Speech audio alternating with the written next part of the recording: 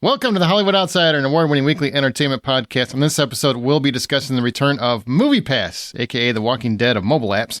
Streaming officially beats cable. Regal cinemas are in trouble. We've got a few other fun topics. And then, of course, Game of Thrones returns with House of the Dragon. Let's get on with the show. My name is Aaron Peterson. Joining me today are my fellow host, Troy Heinrichs. Hey, what's up, buddy? Not much. And joining us because John Davenport couldn't make it, sick. Manisink in Texas, flooded, no power. So joining us because, of course, Game of Thrones. You got to return for that. Brian Williams, previous host.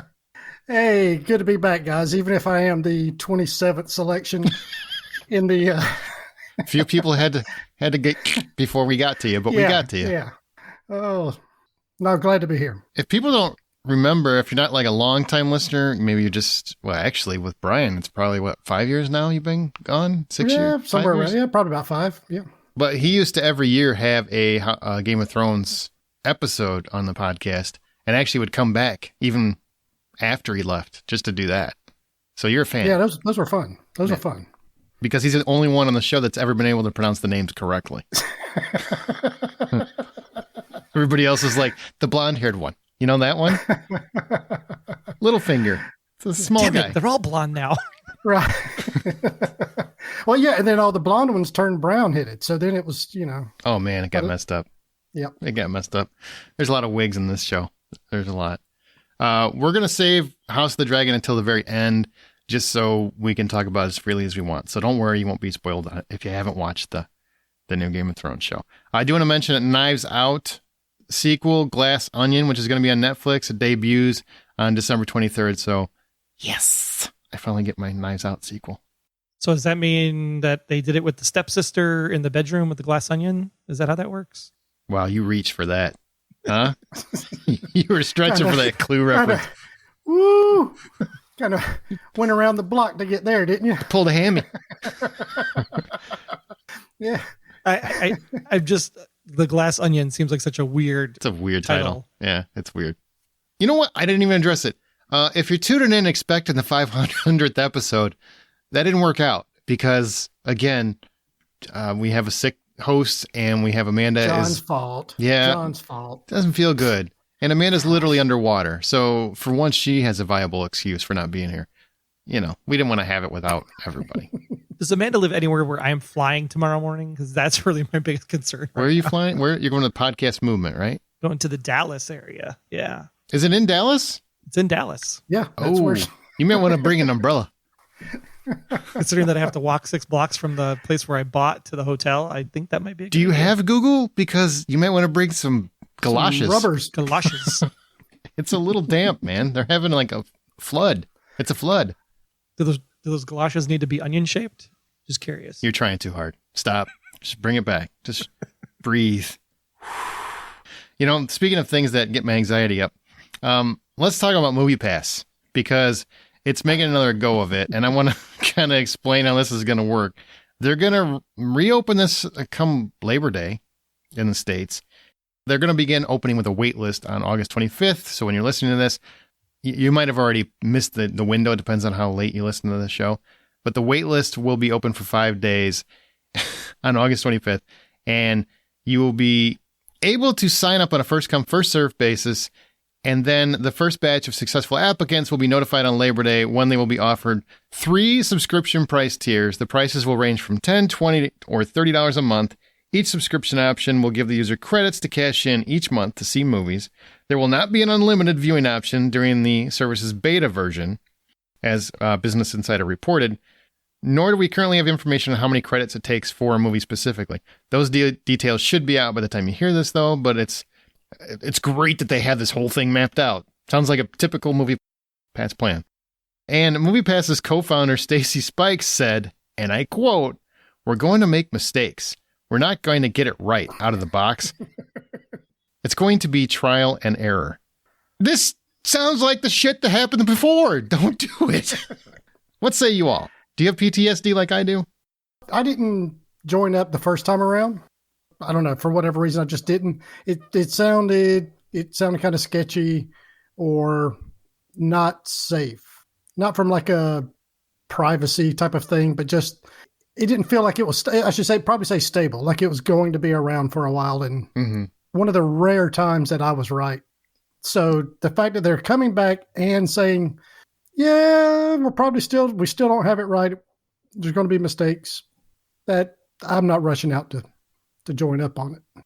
I think it's the right idea, because one of the things that I've been a big complainer about with the A-list package is that I can't see 3 movies in a weekend. I know the idea is not to use all 3 of them every single week and burn all 12. But if I have 3 options every week and I want to take me, the wife, and one of my kids, or even 2 of my kids, I don't have a family package yet where I just wanted to go see Bullet Train with my family. I could use 3 A-list spots and then buy the 4th ticket. I think that's really what someone's looking for, is how do I get that best maximized value for an entire family of 2.5 to 4? And this two might and a be half. Are you taking like the torso of somebody? That's like the census national average. They say, Okay. like every family's 2.5 is the average. But so I think that a Well, credit if you have system a like this, decapitated child, exactly. But a credit system like this could go a long way to making that kind of concept happen. The question is that it's not sponsored by Cinemark. It's not sponsored by AMC. It's sponsored by a third party. And that means AMC and Cinemark have to get on board with this, which takes away from the current business that they have. So I don't know how MoviePass is going to be able to get around that. I have severe PTSD. This was a program that I was raving about before it ever went to unlimited, because I paid at the time $50, which A-listers, you got it good. I paid for unlimited. I paid $50 a month, and I still got the benefit from it. And then they dropped it down to what, 10? It's just insane. There's no way that was financially viable. I don't even understand how they thought that was a good idea. So that burned the whole program out and scrapped it. The best thing that came out of MoviePass is that it created things like A-List for AMC, where you can pay, was it $25 a month for? Yeah, a little under 23, I think, if you're in a major metropolitan area. It's 2 tickets. It's 2 tickets. So, I mean, you get your money's worth if you see 3 movies a month. Even if you don't go to 3 a week, you get your money's worth at 3 movies a month. That's a deal to me. That's a great deal.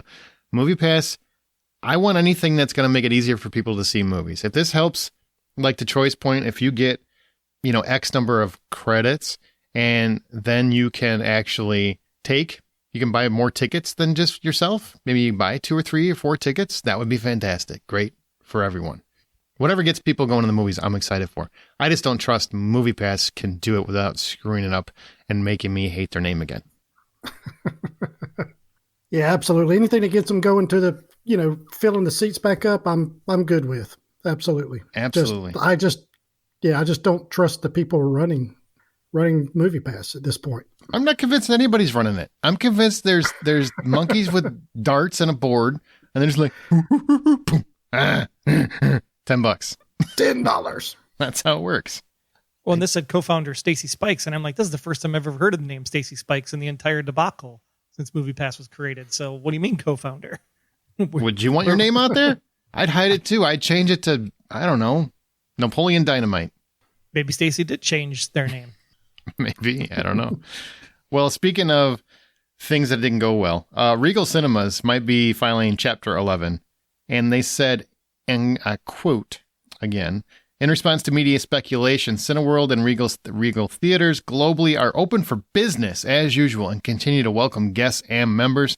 The strategic options through which Cineworld may achieve its restructuring objectives include a possible voluntary Chapter 11 filing in the United States and associated ancillary proceedings in other jurisdictions as part of an orderly implementation process. Gotta love the big words on Brad.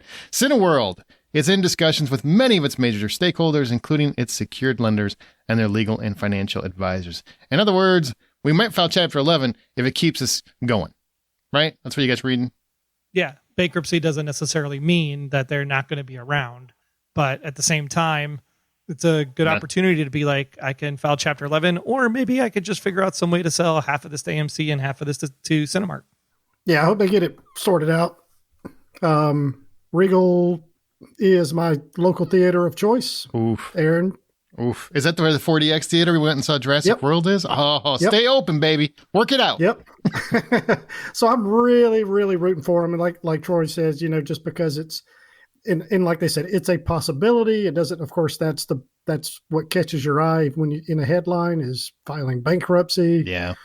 It's that gotcha little thing. But yeah, I hope they sort it out. I hope however they can do to structure going forward to where they're solid again and profitable.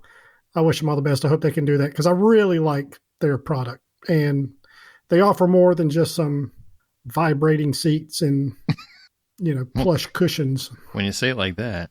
Well, this is true. It does. There are certain movies I really want to experience 4DX on. You know what I'm saying? Showgirls. Yeah, why not? Why not? Let's give it a whirl. Is that glitter? Jesus. Jeez, this said water spraying in my face, but I'm not sure. Hey. Wow, that took a turn. Also, as long as Regal's in business, that helps keep A-List in business. So everybody that's an AMC fan should be pulling for Regal. You want competition. Always, always, always. Helps with the bills, man. Yours. Is Regal more prominent in certain parts of the country than others? Yeah. Yeah. They have more controlled markets than others. I think they have more of a rural focus where I think AMC has a lot more big city theaters, but Regal's all over. And we got one in town here, and I don't think I can remember the last time. I think the last time I went to that theater was the midnight showing of Two Towers. Ooh. That was a minute ago. Yeah. Oh, speaking of, we got to mention that. Okay. Regal, get your act together. Moving on. So Troy is going to go see the Is it Rings of Power? What's the official title? The Rings of Power. Rings of Power. The Lord of the Rings series. They're actually going to premiere 2 episodes in theaters on August 31st. On a big screen at 7:00 Central. Ooh. In Cinemark theaters. It's an exclusive, correct? Yeah, this will be the first time I've been in a non-AMC theater in a long time. I feel like I'm cheating on Nicole Kidman. I'm so sick of that commercial, man. I am so sick of that commercial. People now stand up and do the Pledge of Allegiance for the Nicole Kidman. Do they? Ad. I'm doing that. I've never thought of it. That is awesome. There was actually a Thursday night showing that I went to, and the Nicole Kidman ad did not play because I think it was right when they were trying to broker the deal to continue the ad. Why they had it play in the theater for their own theater, I still don't understand that concept. But they played the ad at the end of the movie, at the end of the credits, and everybody cheered because they were like, "Yeah, it's Nicole!" Oh my god, that's amazing. Well, you've already got your ticket secured, but you said it was pretty much sold out, right? When you went and got I was in line at 11:01, and I was 20 minutes in the queue before I got to buy my ticket. And when I went to buy my ticket, it's only one theater in the entire Northwest Chicago area that's playing this because there's not that many Cinemark theaters either in the area, and it was gone. So I am sitting in a wheelchair seat where I have to bring my own wheelchair. Can you just bring a camping chair or something? Yeah, it's a space. It is a empty space for a wheelchaired person. Does it have to be a wheelchair? Can you just say I am handicapped, but I also like my camping chair better? Comfort. Yeah. Which was funny then because I went back in to make sure that was the case. And when I went back in, then the companion seat next to the wheelchair seat was open. So I also booked that. So I have 2 tickets. Well, now you have a chair. Yeah. Yeah, exactly. Some major Sauron magic going on here. Wow. That'll be cool. I think that's very exciting. I think Game of Thrones missed a window of opportunity here. Brian, you could have saw House of the Dragon in a theater. Wouldn't that have been amazing?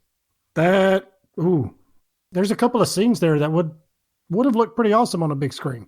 Well, I think that with how successful I think this went because of the ability to not get a seat at all until the very, very end in that wheelchair spot, then maybe they'll do this for the finale of House of the Dragon.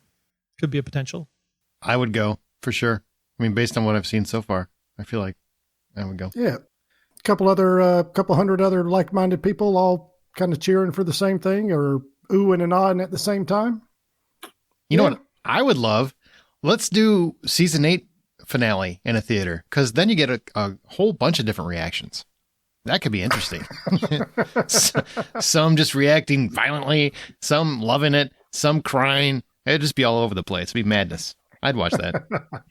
Can we do the long night in the AMC Prime Theater because it's real black instead of the compression black? Oh, that'd be great. That'd look good. Yeah. It looks better on, and I can vouch it does look better on 4K Blu-ray than it did on than the compression, the streaming. It's amazing how I have zero problem seeing anything in 4K for that. Looks great. It's actually like a fantastic episode of television. But on compression, when you're watching when it aired, I get where people were upset. Yeah, it looked pretty bad. All the pixelations. Yeah, not good. Not good. Even Dragon was a little dark, I thought, this week in some places. Yeah. Just even looking at some of the faces, they just weren't lit well enough. And I know it was atmospheric and all that, but even when they're outside of the jousting stuff, it still looked like it was like perpetually flat, super overcast. Yeah. It's very rainy. Gosh. We're not quite snowstorm. Rainy. Yeah. Well, it's coming, so probably. Right? 200 years. 200 years later, sure. No hurry. Hey, speaking of theaters, how do you feel about the movie theater experience this summer and the movies that were delivered? Do you guys feel like it was a bit like old times, or did you find more enjoyment at home watching TV? A couple of movies really, it kind of felt like it was okay. We're back to normal. Top Gun being probably the best experience for me anyway. So that really kind of felt like it was kind of like it used to be. People excited, people surprised. I mean, there was all the cheering. I mean, for the movie and everything, and some of the other movies that like the Jurassic and a couple others. However, but Top Gun is really, when I saw that, that's what really felt like. Okay, this is a good summer blockbuster movie. This felt good. This is why you come to the movies. And I know I went back a second time for it. And I can't tell you how many friends on Facebook and stuff that aren't even really movie people went back 3 or 4 times. It stayed in the top 5 all summer. Summer. That doesn't happen anymore. It doesn't happen anymore. No. Our attention spans are so short these days, and we're so quick to move on to whatever's next. So that was a pleasant surprise. So it felt good to be in a tentpole type of movie where everybody was excited, and that energy really helps when you're watching something. And you saw Top Gun Maverick, correct me if I'm wrong, in 4DX, which for people that don't know what 4DX is, it's where it's almost like a theme park. Your seat moves with the action. There's water that sprays on your face. There's wind blowing. There's lightning. There's snow. There's these little things that touch your feet. I don't know really why they do that, but it does add something. That one. That's very uncomfortable. but there's probably 15 different things that are going on or can go on throughout the course of the movie, depending on the environment and the action. But it's not just like a vibrating seat. It tilts you forward. It tilts you back. It gives the illusion that you're flying in a jet or flying through space, whatever type of movie you're in, or bouncing across an uneven terrain in an all-terrain vehicle like in Jurassic Park or something. It feels like you're got whiplash. But did they give you an extra bag along with the bucket of your popcorn? Well, that's what I told Aaron. He was getting this big old thing of popcorn. I'm like, dude, you better eat it quick. That's what he said. Better eat it fast. I'm like, what are you talking about? I can hold on my popcorn. And as soon as the movie starts, dear Lord, I get it. I get where it's coming. I couldn't imagine seeing Top Gun in that theater because just the movement from racing in a car, I can't imagine the way that the dog fights and whatnot. I just feel like that would be insane and get your equilibrium all messed up. And the part where they're going like straight vertical up that mountain and stuff, and the seat goes back and the wind's blowing, and it's like, love to do that. It's pretty awesome. God, it's so fantastic. And when kind of need the stuff's blowing on your feet and everything, all I kept thinking is, Tarantino down there? What is happening? So that was obviously that specific theater really kind of helps, but for the most part, just the general sense that the seats were filled for such an exciting movie, and the movie turned out to be well loved, obviously, by just about everybody. That says a lot going forward. Now they just got to keep being consistent with it. Oh man, that movie made so much money. Scientology is going to be around for a lot longer. So, what did you think, Troy, in terms of the movie theater experience this summer? I felt I didn't use my A-list at all in April and March. I think I went to 2 shows in February, but this really felt like there was at least something every month that was worthwhile going to see between Top Gun, Jurassic, Bullet Train. There was definitely a big tentpole movie every month. So here's hoping that we got something for September lined up that'll be pretty spectacular. We'll keep that train rolling. Oh, it would be nice. It felt so good to go back because I go every week no matter what. I prefer to see everything in a movie theater. And, for a long time during COVID, there was a lot of stuff that, let's be honest, you probably would have been fine never seeing it, let alone seeing it in a big screen. But this summer, I felt like there was always something to watch every single week. There's a lot of fun. I mean, you got Bullet Train. I thought Jurassic Park, even though the story is a little, it's dinosaurs, and that was fun. Thor, I didn't even like Thor, but I still like the experience of going to the theater for it. Top Gun Maverick, Doctor Strange. I mean, there's so many things out. And then there's other smaller things. The Black Phone. Nope. Just saw Beast, Idris Elba. The ending just drove me insane, but the movie as a whole is a lot of fun. Like, it's a great theater experience just going for a matinee because the end might make you throw your popcorn at the screen if you have any left. But I felt like summer again. Black Phone was a great theater experience because of the jump scares and just so good. Having somebody next to you like jump at different places than you were jumping at. You don't get that same feeling when you're watching it by yourself in your chair at home. Yeah, and I would dare say that Black Phone was the better horror experience. I really liked Nope. I know some people hated it, but I really liked Nope, but I think Black Phone was just a bit better because it has a lot of rewatchability where I don't think Nope has as much. I think Nope was really horror, though. I mean, they classify it as horror because of his past work. It's a lot of blood. But Nope, the minute you say aliens, you're like, okay, that's not a horror. That's more of a science fiction blood. thing. There's people that are getting killed. What constitutes horror for you? Jump scares. Unexpected. Okay. Everybody has their own definition, I guess. I mean, getting chased around by a giant sombrero the entire time, not so scary. Well, you say that till you've been chased around by a giant sombrero. Obviously, you've never been to a donkey show. I'm just letting you know. Terrifying. Oh, I'm glad I bring out the worst in people. All right. Glad to be back. Glad to have you. Let's move on to our From the Outside In topic. Well, we've just got a couple things we're going to talk about. One is, this is Troy Heinrich's insertion here. Whoa. Troy wants to know, why is Aaron such a blank? And then you guys can each fill in what you think that should be. Thanks, Troy. This was obviously much more fun when there was going to be more people. Well, I was going to say, just me and Brian. And the rest of you can fill it in. And it's like, well, there's me and Aaron. So, and Troy. But now he's kind of singled out because he had to put it on there. What were you trying to say, Troy? It feels like you were trying to direct an insult right at me. So go ahead. You're trying to get somebody else to make an insult so no blood is on your hands? Is that what I've been insulted 10 is? years. I mean, come on. Dum-dum, robot, you name it. I've been there. That's true. I have called you a dum-dum a lot. You can do. And robot. John Noble even called me a dum-dum. That's how dum-dum Aaron is called me. That's funny. That was funny. For those that don't know, Aaron got me a cameo from John Noble for my birthday. And John Noble literally called me a dum-dum. It's like, what kind of friend calls someone dum-dum? Somebody made that request, and the fact that he did it, God bless him. God bless him. What a hero. Hero, I say. What a hero. Brian, awesome. You're the guest. Why don't you go first? Wow. Golly. See, I got to be careful because in less than a week... You'll be sleeping.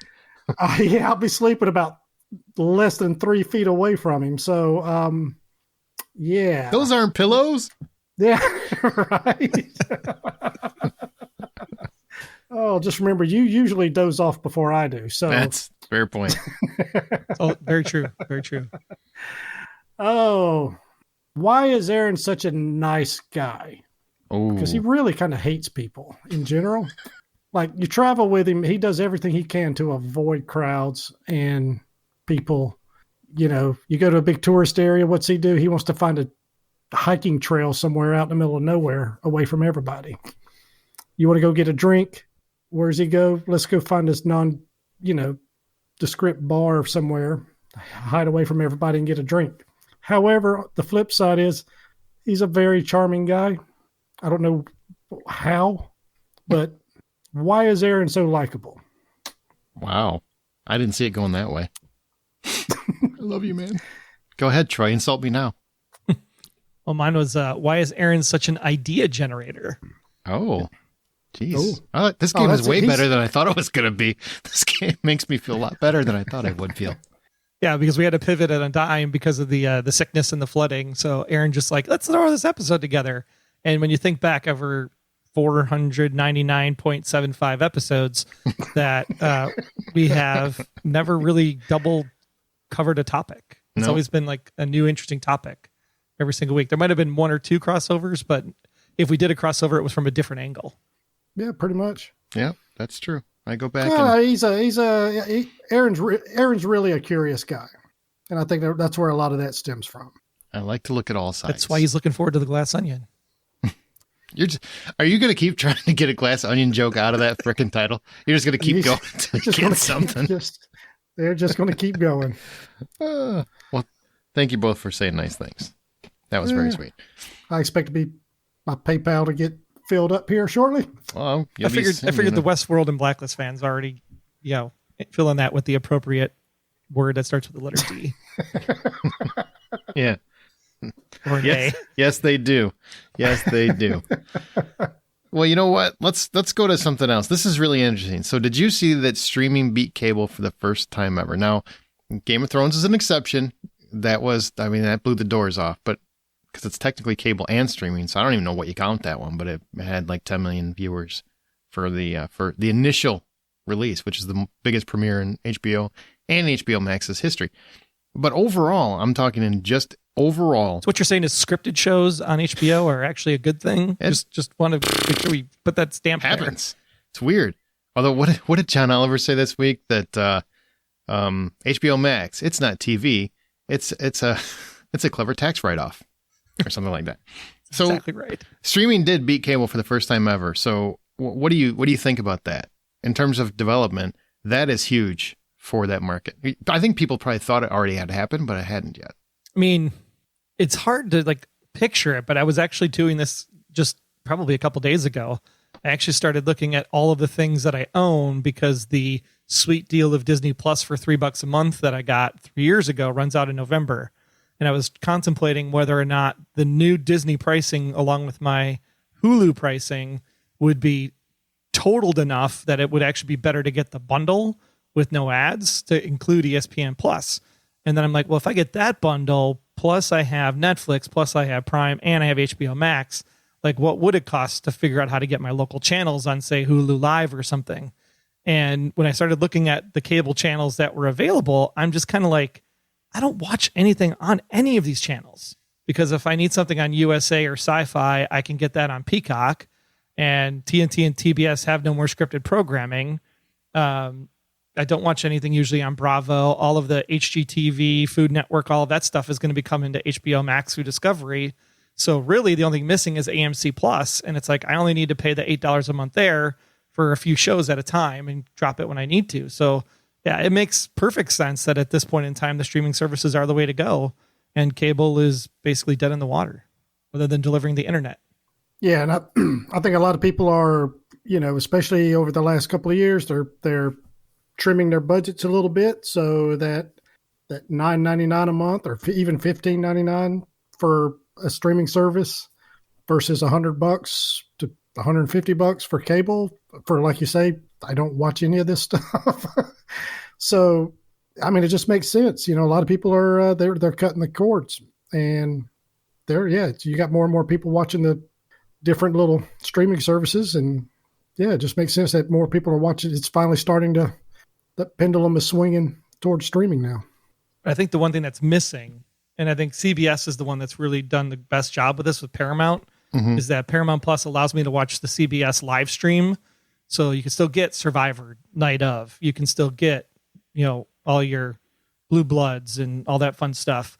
The fact that you can get the NFL football game on Sunday night on Peacock is nice, but there's no reason why I shouldn't be able to still watch the NBC, network feed on Peacock, or watch the ABC feed on Hulu or Disney Plus. Yeah. I think that's the next domino that needs to fall, is that when you looked at these numbers, the broadcast, numbers are way down compared to even the cable or the streaming.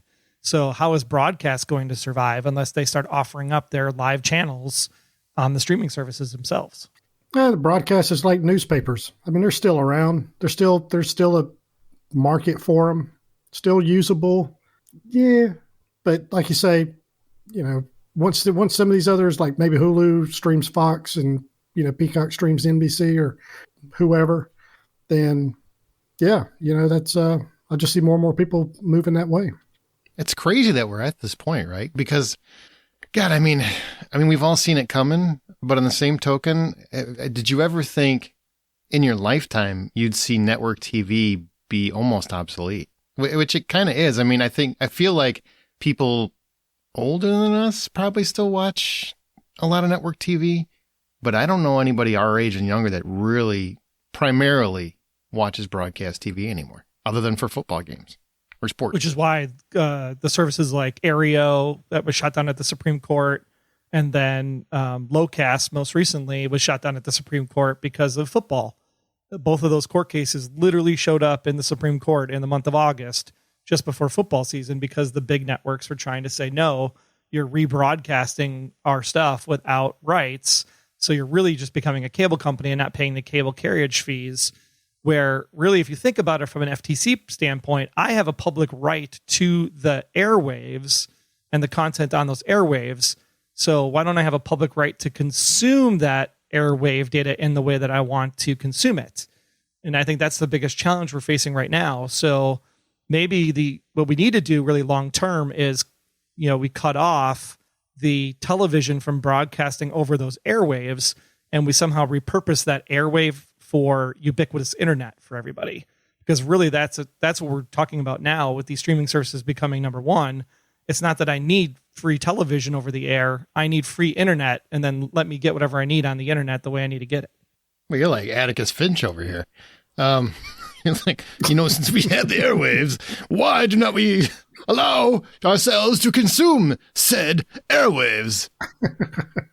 I mean, think about it. It's like a Star Trek moment, right? If we had free internet for everybody, and it was at a speed and pattern that was, sustainable. I mean, we don't know how fast the internet needs to go in the future, but like for right now, if we had like ubiquitous 5G, ultra wide, enhanced, whatever it ends up being, that's sexy, and nobody had to pay for internet, right? Internet just was, and then you just pay for the services on the internet. We could really advance society, I think. So what happens? What happens next? Does broadcast television actually become obsolete and go away? Do they have a market anymore? I mean, yeah, there's always going to be people that want those free channels, but you can't even get it free anymore. You can't get it with an antenna. Well, I guess you can, some of them, but overall, most people can't. And really, you can't get it unless you're like, 10 miles from the tower, because everybody's in these, townhome, condo, megaplex. There's so many people drawing down that signal in the area that it's becoming very difficult to pick up your over the air unless you have an antenna up on your roof, which looks like shit. It does look like shit. Those dish things don't look great either. No, I mean, it's why cable TV was invented, was that I was down in the valley. I couldn't get the signal, so I put the tower up on top of the hill, picked up the signal, and ran the cable from the tower down into the community. That's how cable TV started back in the 1970s. Look at this guy. Bringing facts. Jeez, bringing the history. Good Lord. I barely even read this article. He went from like forward-thinking generations to history in the blink of an eye. God. I'm very proud of you. Which is why things like Lowcast failed. Oh, because crap. really Now he's going. That's what they were doing. He's like a wind-up toy. Now we pulled a string. Yep, pulled a string. There he goes. Just this Lowcast. $5 a month to get my locals. No, but seriously, if you think about it, do you think that broadcast TV is done? Can they be sustainable in this market when people don't want to watch ads anymore? People that's a main reason why people have made the switch. Not just ease and content. I think it has to do with ads too. A lot of people were just sick of watching ads. And you'll never make me go back. I probably won't watch a TV show with ads again. No. If something's $5.99 and I can pay $9.99 for no ads, I am paying $9.99. Yep. And I would probably pay more, but don't tell them because they will charge us more. But Don't tell them. Don't tell them. I mean, they know it already, but Well, and it's really a question of what is defined as broadcast now, because technically you're not broadcasting prime time. You're getting the feed from your local channel, which is the broadcast. It's the Big Four. Transmitting the Big Four shows. The Big Four could put that content anywhere. They don't can even have to give it to the local market, technically. They can, but right now you're going a little deep there. Yeah, they're going a little deep, but right now that is still what they do, and that's what I'm asking. Like, is there enough market to sustain the Big Four primetime as we become accustomed to it, where you have the fall release dates? I think it's going to come full circle. I think again we're all going to streaming. Those are kind of left back behind a little bit, and in some capacity, I don't know exactly how. They're all going to start merging. The bigger ones are going to start eating up the little ones, and you're going to get the Amazon package and the Netflix package and whatever. And there's going to be 3 to 5 mega services, and they're all going to come back, and it's all going to tie back in with the broadcast in some capacity. Again, that's 10, 15 years down the road, but that's just how it works. You've got the little fish. Some of them grow bigger. They start eating the little ones. And anyway, now we're getting into what just happened. We went to a fishing lesson. I didn't know that was coming. Yep. Went to oceanography here. But Brian's not wrong. I mean, think about it. Amazon buys HBO, and then Netflix buys Paramount and Peacock, and then Hulu's already Disney, and boom, you're back to the big three. Yeah. I mean, yeah. You say, for instance, Hulu buys Paramount and Peacock? Or Netflix would, because Disney's already got Hulu. Okay, Disney's got Hulu. Let's say they buy Paramount. Now they've got two of the big four right there. They got Fox and you got CBS. So, well, and Walmart just partnered with Paramount, so I mean they could even make a push and just buy up 1 or 2 streaming services. Just buy them up instead of partnering. See, we're on the verge of that already. Mm-hmm. Everything's going to be mega corporation.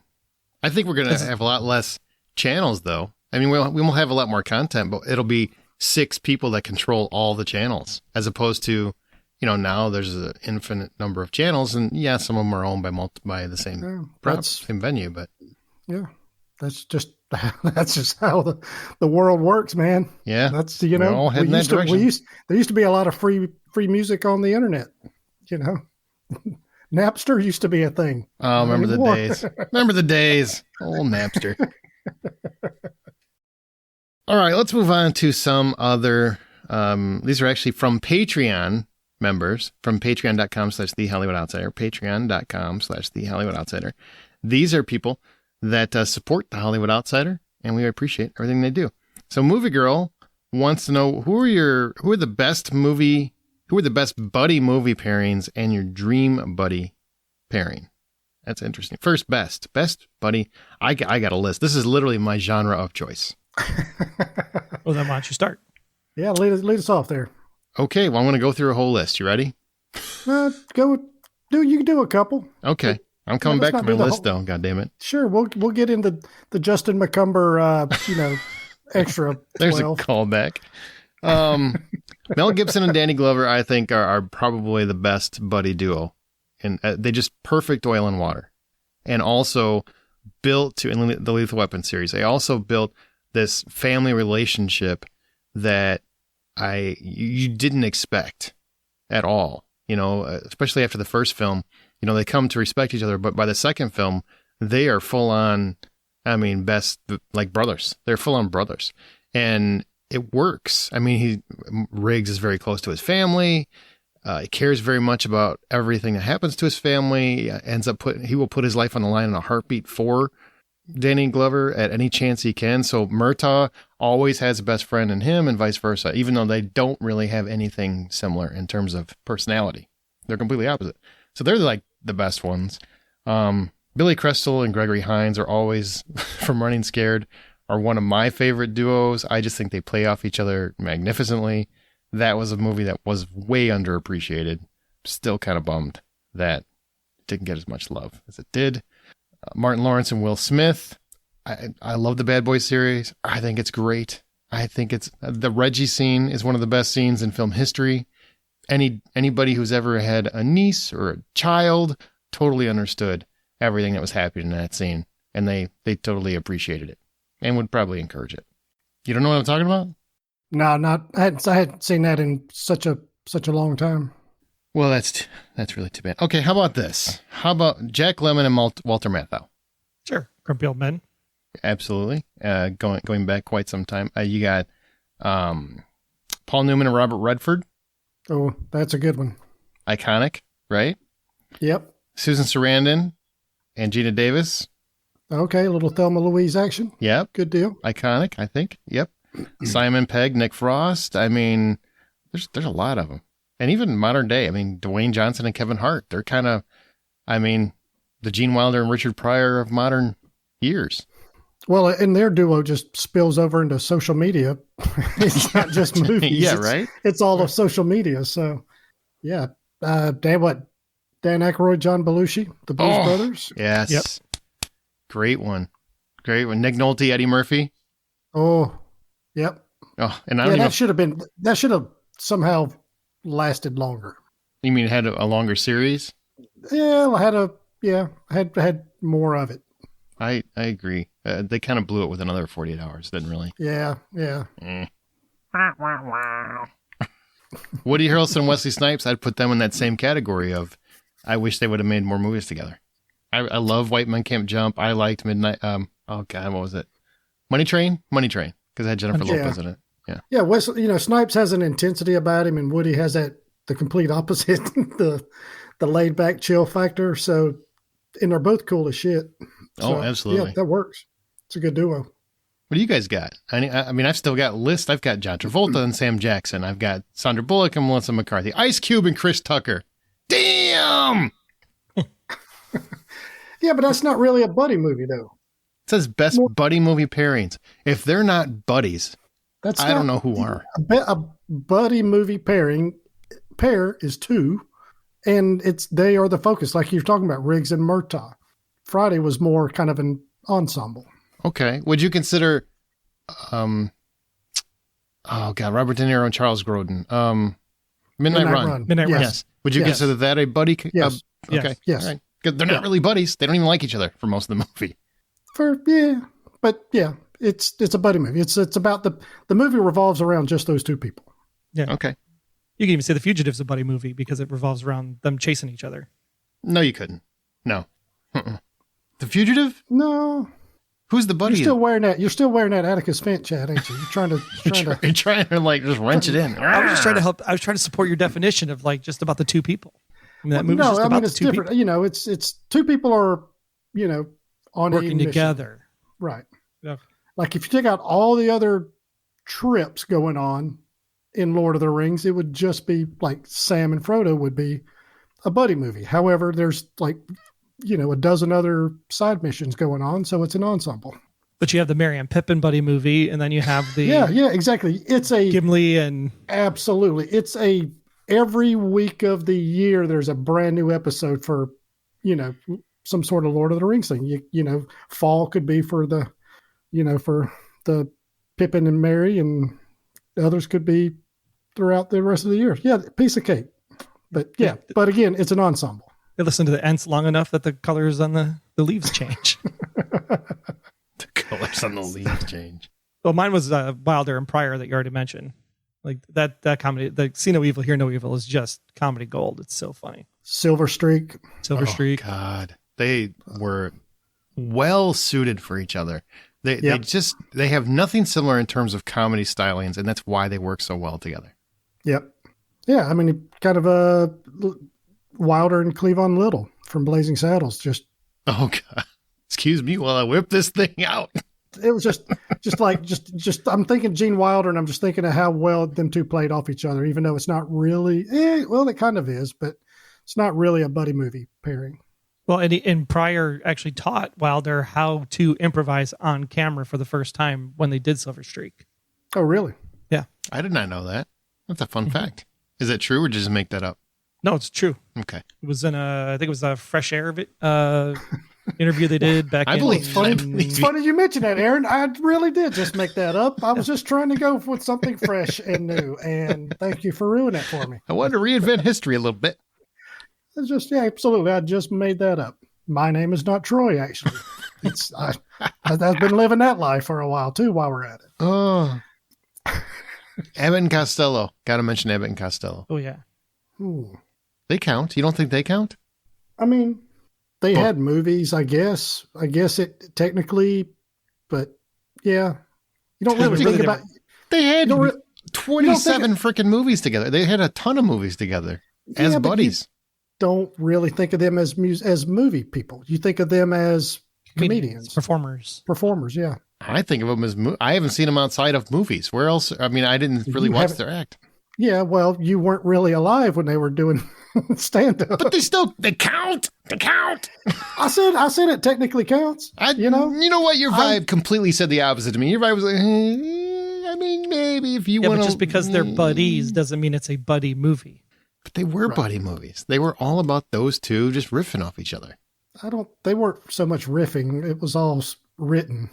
it was, I mean, I'll give it to you. It's. I don't want your pity. It's like Troy and Aaron starring in a movie, but it's not really a buddy movie. Right. All right. What else do you guys, either one of you, have? Anything? Oh, man, you took all of mine. That's why I kind of regretting. The question said that pick your best one, and then what's the one you would like to see? Probably should have, but this is literally my genre. This is my genre. I love this genre. That's why you're filling the Amanda role, coming in with all your honorable mentions. Yeah. And there were still more. I stopped. Well, go with a couple. Sylvester Stallone and Kurt Russell. Those were too obvious, so I waited. But Tango and Cash always deserved a sequel. Always. Jonah Hill and Michael Cera. What were they, buddy? Super bad. Still kind of ensemble, but all right. Okay. How about Jonah Hill and Channing Tatum? 21 Jump Street, 22 Jump Street. Okay, buddy. Yes. That's a buddy. Okay. Yeah. Those two were great together. All right. I will even say a newer one, Mark Wahlberg and Winston Duke in Spencer Confidential. I kind of love those two together. Yeah, I'm a Winston Duke fan, so whatever. Yeah. Oh, man, he's great. It was Black Panther. Wakanda Forever at Comic-Con. Everybody that was doing interviews, he would just show up and pop up behind them, kind of like Merlin from Arrow, just pop up out of nowhere. And then he just saved the interview if it was getting a little uncomfortable, a little awkward. People were having a hard time because they had to talk about Chadwick Boseman and all that. And he just, bam, saved every single one. Just guy is a bright light. Absolute bright light. Those are probably the biggest ones that I can... That's the majority of my list. It's a good list. You forgot Turner and Hooch. Jim Belushi and K9. Now he just run through people and dogs. Why not? They count as people. Channing Tatum and his dog.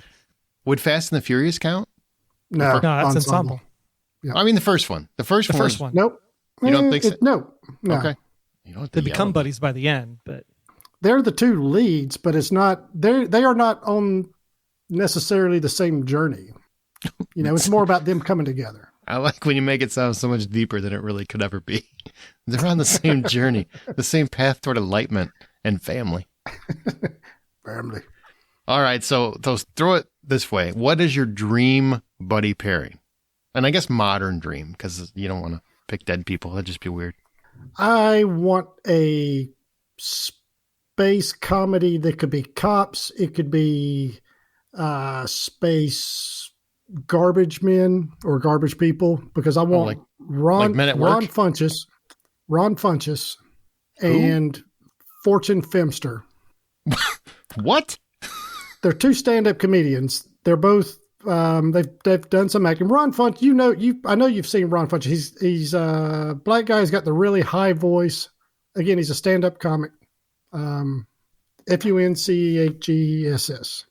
And Fortune Femster, tall.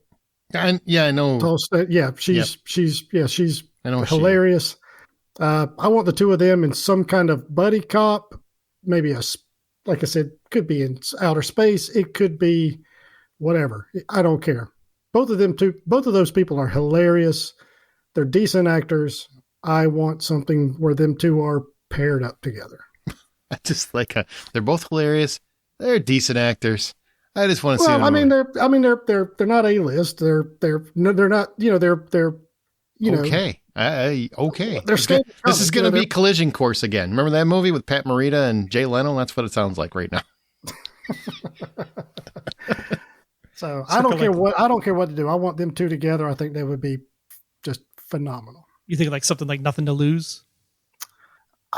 Man, Tim Robbins. Yeah, Martin Lawrence. That was a good movie. Yeah.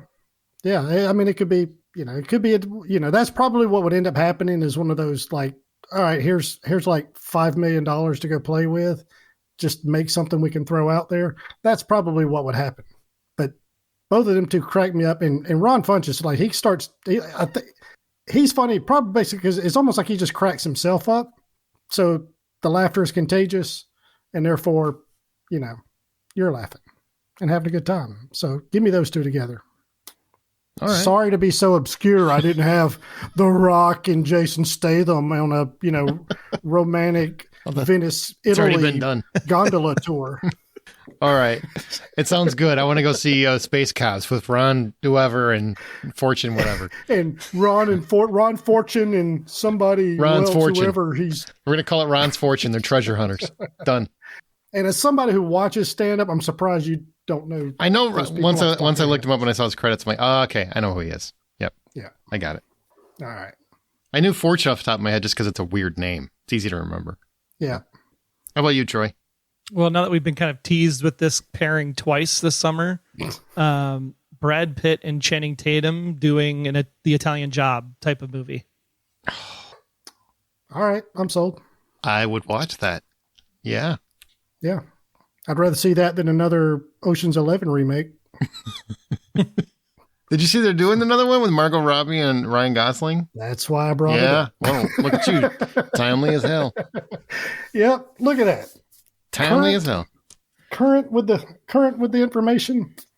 Okay. Oh, just like old times. My dream team, I try to stay away from, it's really hard to not have Ryan Reynolds be like part of a team just because he's the best wisecracker in Hollywood. But because of that, I'm leaving him off my team. Because honestly, you compare him with anybody, it's going to be fine. I want Bradley Cooper, who I think is equally charming and funny, and Walton Goggins. I think that would be a very yin and yang kind of team up. That could be a lot of fun. And I want like a Midnight Run style comedy where it's one's trying to catch the other one and they have to work together to escape some evil foe. And they, basically come together because of it. Maybe a Midnight Run remake. I don't know. But those are the two. I would love to see them work together. I think Bradley Cooper can do just as sarcastic as Ryan Reynolds. And Walton Goggins can play a great straight man and also just go batshit insane and just dominate. So those two together, I think, is like my dream team. That's pretty good. I'd watch that. I'd watch it. Yeah. I mean, I'd watch anything with really either one of them. And I would like to see Bradley Cooper do more light stuff. I know he's on a run of like some emotional, heavy, dark. You know what?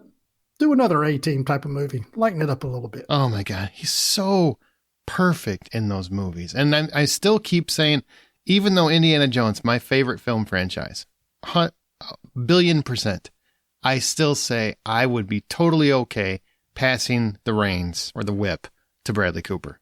Because I just feel like he has all of it in spades. Yeah, I'd be down with that. You got my approval. Well, sweet. We need a Running Scared remake. That's dicey. Who would you put in it? I don't know. I was thinking your two guys would fit that. Maybe. I could see that. I could see Running Scared. That's one of those movies I just wanted to live as it is. Gregory Hines didn't have as many top line notable roles as a lot of other actors got a chance to. Same with Billy Crystal. A lot of his stuff was, more ensemble pieces. City Slickers, even When Harry Met Sally is really more about the content than it is him. He's not really the star. It's more about men and women and friends and da-da-da-da. I kind of like that movie existing as its own. But that's also because I'm a huge fan. I don't think they could do it again as well. Huge fan. Well, Billy even shut it down, right? Because there was the sequel that was still running. They never got a script for still running. Would have been great. Just do another L chase. That's all I have to do. I got a question for you. I'll give you one actor.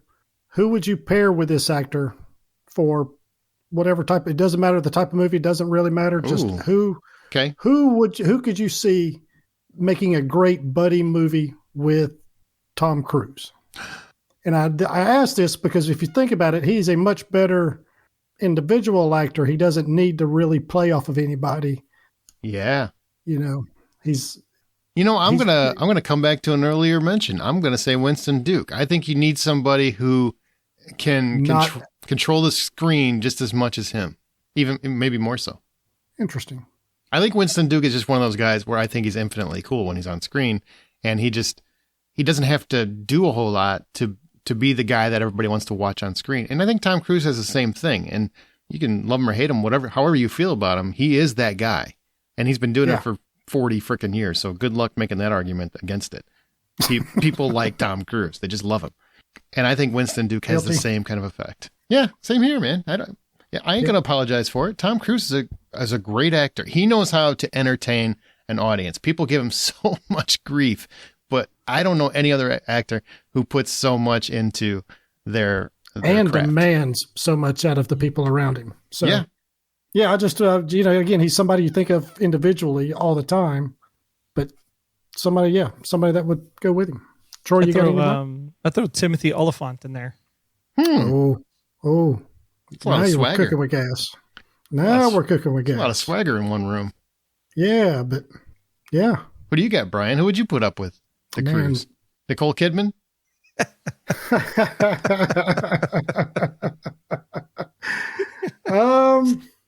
Sure. If it's some kind of like weird erotic movie, maybe. I don't know. Have they done anything like that? Yeah, I think they have. Have they? Okay. All right. I've seen it, but I would probably go with somebody some of his movies are on par with Tom Cruise's. So how about Daniel Craig? Oh, that could be interesting. They've both carried major franchises, action stuff. It could be some kind of whatever charming spy movie or something like that. Almost maybe a more serious version. Oh, I've got it. Gosh, You sure you got it? Michael Caine. They're swindlers. They're Dirty Rotten Scoundrels. 80s Dirty Rotten Scoundrels. Yes, Ooh. Them two in the remake ish of Dirty Rotten Scoundrels. Sorry, I went on like Rain Man, kind of, except without the information. You did. Dirty, definitely dirty. Dirty. They're dirty. They're dirty. And drinks, and there's tuxedos. What's the movie? Which one of them is going to stick a cork on a fork and stick it in their eye? That's what I want to know. Again, it's remake-ish. One of them, it's not like you're rehashing Simple Jack, but it's yeah, amazing. That's the name that comes to mind easily, but not Michael Caine. Give me Daniel Craig. So again, this was just random thought as we were talking about the other stuff, but be cool to see them like do Color of Money together, like a continuation of that. Oh, where he's the Paul Newman character and it's somebody younger. Yeah, he's passing it on to somebody. Yeah. Just carry on the from The Hustler to Color of Money to whatever this third one would be. Yeah, Daniel Craig and Tom Cruise in a remake of Indecent Proposal. I can't quit you. Wow. Okay. What just happened? Because Aaron's like, I don't know what's happening. Before this gets any more off the rails, let me find out what's next on the list here. This is already pretty off the rails. But before we go more off the rails, hey, we got to mention, since we're talking about Tom Cruise, see Top Gun Maverick in theaters. And now you can bring it home on digital. Tom Cruise stars in the spectacular, action-packed epic, which critics are calling one of the greatest movies ever made. Buy Top Gun Maverick on digital now. Dive into 110 minutes of incredible behind-the-scenes bonus content. It's available at participating retailers, rated PG-13 from Paramount Pictures. And like we've been saying this entire podcast, best movie of the summer. I think hands down. Easily. Absolutely. Maybe of the year. It's definitely in the running for best movie of the year. Yep. And with everything that it put forward, it should at least get a nomination. Oh, you Oscars, you better not just wuss out. It's an action movie. Tom Cruise can't be. No, I think it should be in the running for sure. 100%. Yeah. That's a great film. Cinematography alone. Oh, save movie theaters as far as I'm concerned. Because not only a lot of movies have made a lot of money at the box office. How many movies have been going all freaking summer? But summer. You add all of those movies. Yeah, right. And they still don't reach Top Gun. Right, and they still don't reach Top Gun money. Yeah. Oh, insane. That was like Spider-Man money, man. That movie did great. Jay Howard, and we're going to go through some of these a little quicker, but Jay Howard, who is better, Mulder and Scully, Kirk and Spock, or Holmes and Watson? Mine's pretty easy. It's going to be Holmes and Watson because Sherlock Holmes is my favorite character. I know that was a close one, though, for you. I mean, you sweated that one a little bit. Nope, not Holmes and Watson by a mile. Because X-Files is your thing, too. Yeah, but Holmes and Watson, those are my boys. Yeah, I got to go with Holmes and Watson. It's got the Cumberbatch factor. I love me some Cumberbatch. I go literary, but I'll take almost any of the iterations. Yeah, I was going to say Cumberbatch is what put it over the top. That's okay. He wouldn't be my favorite Sherlock Holmes. Nobody asked you that. Shut up. All right. Continue. Troy? Kirk and Spock, just because of, Your Wrath star. of Khan and the finale between the two of them. That's just beautiful. So does that mean Into Darkness counts too? Because it's the same damn story. It has the Cumberbatch, so according to Brian, yeah. It's the same story. That's funny. Hey, here's an interesting. What's the last book you guys have read? Mine would be Green Lights from Matthew McConaughey, which I highly recommend if you really want to just feel better about your life. Like initially I was like, what's a book? I read Alan Watts, the book. What's that? Alan Watts was like an Eastern philosopher, a Western philosopher that turned Eastern philosophy into Western understanding. Oh, okay. Yeah, it's a little bit more on like how to live your life in a kind of like a Buddhist way. Just some really interesting things in there. He talks about, example would be, how do you define what space is or what a rock is? Or I think it's a ball in the book. But basically, like, you don't know the ball's a ball unless there's space. And you don't know that space is space without the ball. So like, things exist in order to define each other. Okay. Interesting. The last one that I read was The War of Art by Stephen Pressfield. It's I've read a few of his books. Most of them have dealt with history. He's the guy that wrote the Legend of Bagger Vance. What else? A couple of them that have been turned into movies. But yeah, it's a self-help book. Just kind of break through some your whatever, like mental blocks and stuff that kind of hold you back. So definitely highly recommended. So yeah, The War of Art, Stephen Pressfield. Okay. Do you guys, do you think the next Bond should be in his early 30s? I think that she or they should be whatever makes the most sense for the age for the story being told. From a practical standpoint, well, the person has to have enough age to have experience, because 007 has a reputation, is well known throughout the world, throughout the industry. So it's got to, the character has to have some age too. But young enough to be able to do all the crazy stuff. So I don't know why 30. Yeah, why not the 30s? Makes sense. Whatever gets me another James Bond movie, I'm fine with. Yep. And be young enough to carry all four without aging too fast throughout the course of the shooting. Maybe. I mean, I think you could be 40s and you still get 4 movies. That's like 12, 13 years, 14 years. Be all right. Yeah, I mean, unless you're like, Tom Cruise 50s. Or, oh my God, you can go 27 years, right? Yeah, exactly. Jesus. He really does. He's a vampire. He just drinks the blood of the youth.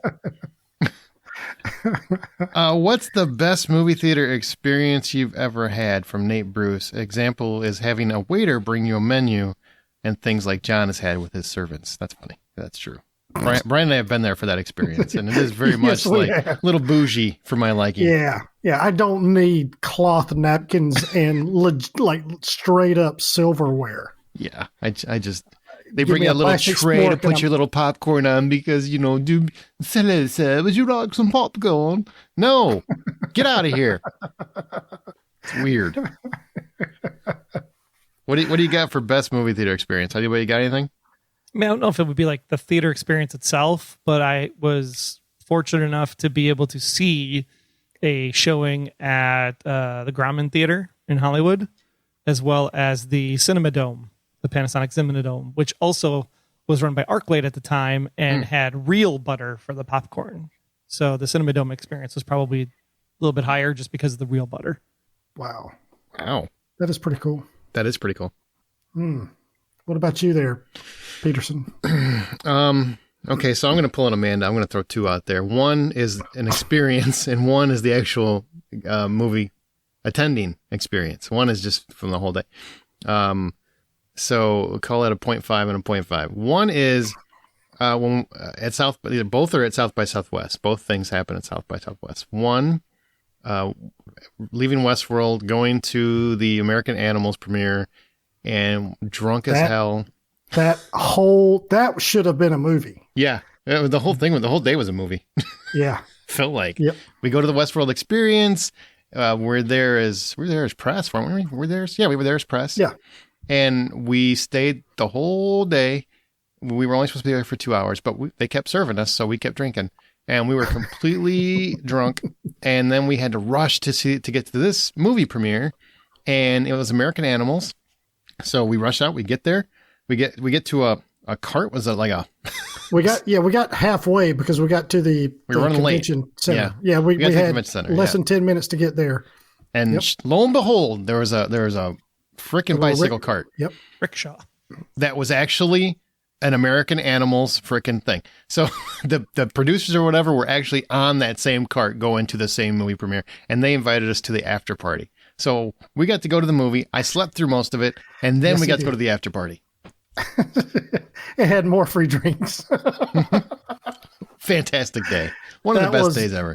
Yeah, that really was like straight up one of the best days of my life. That is, oh gosh, that day was so amazing. The Westworld thing, just off the chain. The detail with that, secret doors. You push a secret button in this old Western building, and this door opens up, and you see somebody working on the hosts in the in the back, with the white stuff and just the lab coats, and then it closes, and then you had mail. They had mail, for legit mail made out to you. Yeah, they had mail prepared Letters? for you when you got there. Actual letters from Westworld. And this was for season 2, and I think I sent one to Troy. He's holding one up to the camera. Yep. I'm like, did HBO send me a postcard? I'm like, I don't understand. You could fill out postcards and they send it. Yeah, it was great. That was so cool. That was so cool. Yeah, that was an amazing. That was that whole day was just amazing. And poor Aaron, he was so wiped out. Oh God, He was so wiped out. That's I why don't let him sleep until he started snoring in the movie. Yeah, it's very uncomfortable for everyone around me, I'm sure. But it was a great day. I remember parts of it a lot. But just the absolute crazy possibilities that happened. Like we got to stay there all day. They wanted us to stay there. Like they didn't ask us to leave or anything. And then we got back and we ran out of time, and we got so lucky with the cart, and then we got so lucky because the producers of the movie were on the cart, and then they invited us to the after party. We went and watched the movie. Well, Brian watched the movie, and we went right to that after party. It was just like a fantastic day from start to finish, and the after party was just cool as hell. So, I mean, that's easily the best theater experience without actually watching the movie. My favorite experience actually watching a movie was at South by Southwest, actually with Amanda for this one. Went and saw a movie called Long Shot with Charlize Theron and Seth Rogen. And Charlize Theron walked right by me. Seth Rogen walked right by me. She is so gorgeous in person. It's not just on TV, man, and in movies. She is gorgeous. And so the movie was great. Had just a fantastic time, wonderful Q&A. And then Boys to Men popped out and did a whole impromptu concert. Insane. Absolutely insane. Okay, so whatever Aaron had 2, then I do have a second one. Go ahead. Knock yourself out. Nice of it. My second one was actually with Aaron, and we saw A Quiet Place in the theater, and that was just great. that theater experience was just fascinating. Of like how nobody breathed the entire movie, and everybody ate their popcorn one kernel at a time, and try to like just do like the melt on your tongue, not chomping or anything, just letting it kind of dissolve. Let it melt. It was such a neat experience. It was, yeah. I've never seen a theater that quiet before. I've never heard a theater that quiet before. I mean, you could literally hear the pin drop in that theater. Wow, that's awesome. I'm going to go with I think really both of mine have got to be South by Southwest because since y'all got two, I'm going to do two. First one is the Baby Driver premiere. Really? Yeah. I was really, first of all, I mean, I didn't sit next to John Hamm, but he was right across the aisle from me. Is that what it was? Yeah. He was like literally right across the aisle. You kept staring at him very uncomfortably. I did. Yeah. It was weird, but it's okay. It's like humping him with eyeballs from across the aisle. I might have molested him a little bit, visually. So I'm glad you clarified. But we were sitting there, but I met one of my favorite currently working directors, Danny Boyle. I said, I don't care. Aaron's Mr. Hey dude, we're pressed. Take it easy, relax. Don't go bother the talent. Don't go bother so super nice. I'm sure it was all Hollywood nice, but he made me believe that he stood up, shook my hand. We're talking. He's asking me about where are you from? What do you do? He's all interested in me. Love his movies. And the fact that he does so many, just every movie is something different than what he's ever done. He's not stuck in a certain genre. So, the movie was fun. Ansel Elgort, the star of the movie, high-fived me when he walked by. That's cool. Yeah.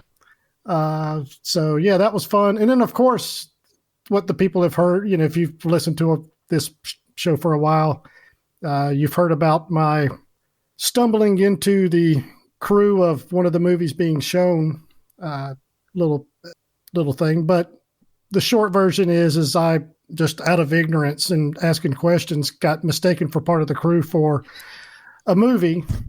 And so funny. And hijacked the premiere. Yeah. So I reserved seats for the rest of our crew, as I'm doing bunny ears here. Mm-hmm. So I had a whole row reserved. The whole time this goes last over probably a few hours really. Cause, I didn't know, all I knew was I'm just going up there. I'm asking, hey, I've got my press stuff here. Where do I need to go for this movie? It's at this time. They're like, you got to go to this place. Ask for this guy. I talk to him. He gives me updates. Next thing I know, I'm hanging out with these guys. I'm telling them what's been going on because this guy keeps coming back asking me about is the director here? Is the rest of the crew showing up? I'm playing dumb. I'm answering honestly. I don't know. I haven't heard anything from them. So, even me and you, Aaron, you met me up there. That's the night we saw, Jason Sudeikis. Oh, right. Well, here's bartending. Yep. So we went in there, hung out there for a little bit, came back out. You went to the left to do your thing. I finally went in and almost thought I was about to get busted right there at the very end. But he said, guy comes up with another woman and he says, hey, we got a problem. And I said, oh, the jig is up. This is where I go to jail. This is it. So, come to find out it was, the host or the MC had to do a different movie or something like that. So they brought in somebody else and they were just wanting to know how to pronounce the director's name because it was a foreign movie. It was like a Croatian movie. I'm like, absolutely. You nailed it. But I had to do like the audio test, the sound test for it. I'm like, yeah, sounds good. Good job, guys. Go team. Go team. Yeah. That was just one of those like, look, this is a crazy situation. I'm going to ride it out till the very end. I'm going to see how far I can go with it. And I'm texting Aaron the whole time. It was just a blast. The guys that were sitting there, they were waiting to go see Logan because that was a movie that was the big movie in the theater at the time. Mm-hmm.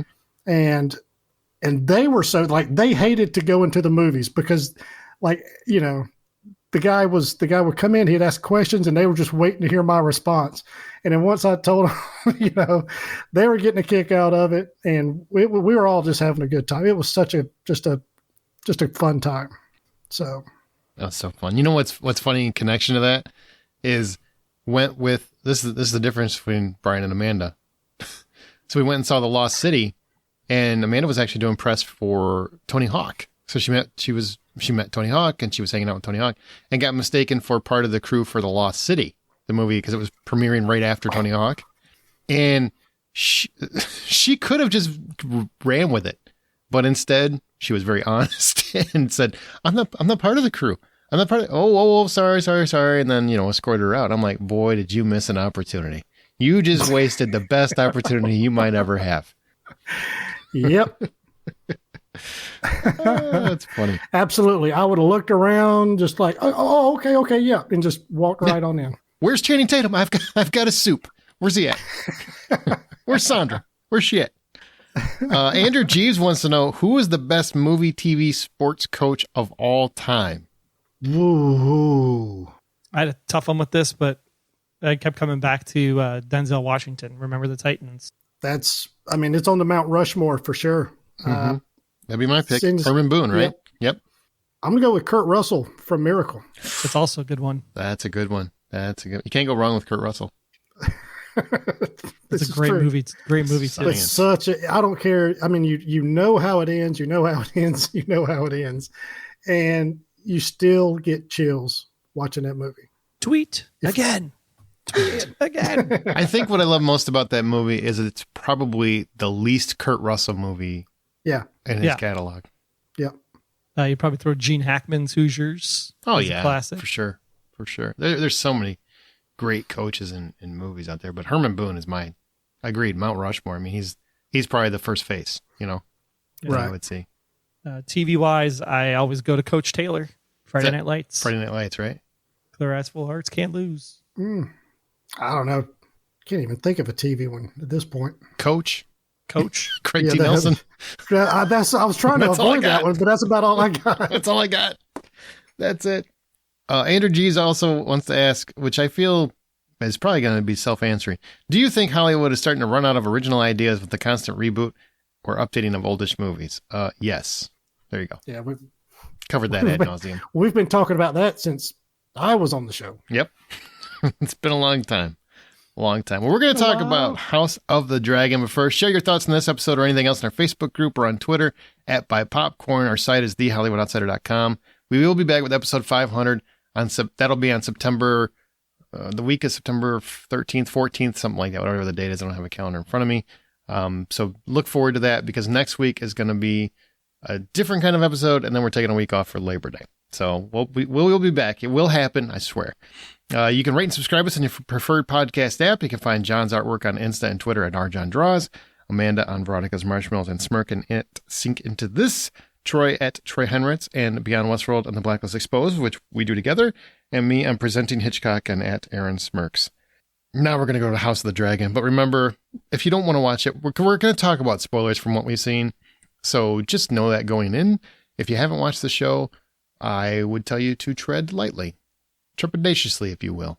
And in the meantime, for those that don't want to go to that portion, remember, the next time you head to a theater, buy popcorn.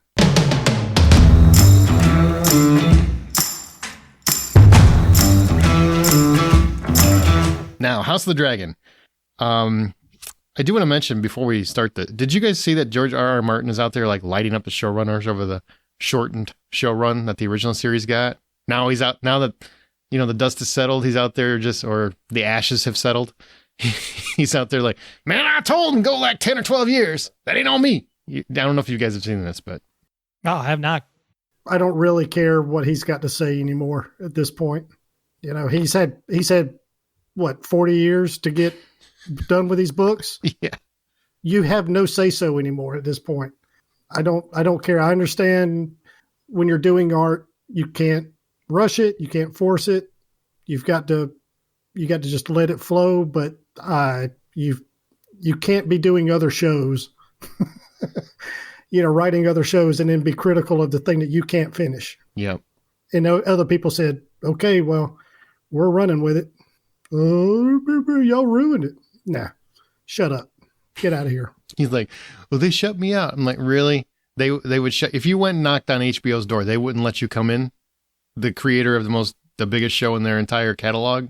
I think they'd take your call. I think they would. Well, this is House of the Dragon. This is a prequel, happens 172 years before Daenerys Targaryen is born, I believe.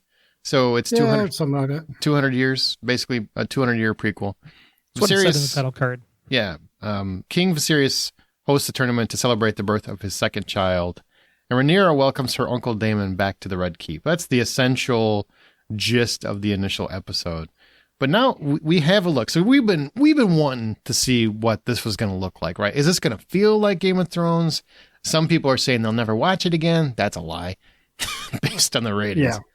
So Brian, you're literally Troy. You're a huge fan too, but honestly, I've heard Brian is obsessed with this show to some degree. So I'm going to ask you first: was this worth the return to Game of Thrones for you? Generally speaking, when a series wraps up and it's wrapped up tightly, for instance, Breaking Bad, I didn't need Better Call Saul. I've never heard a bad thing about Better Call Saul. I haven't watched any of the episodes. I don't need any more. I don't need any more from the Breaking Bad universe.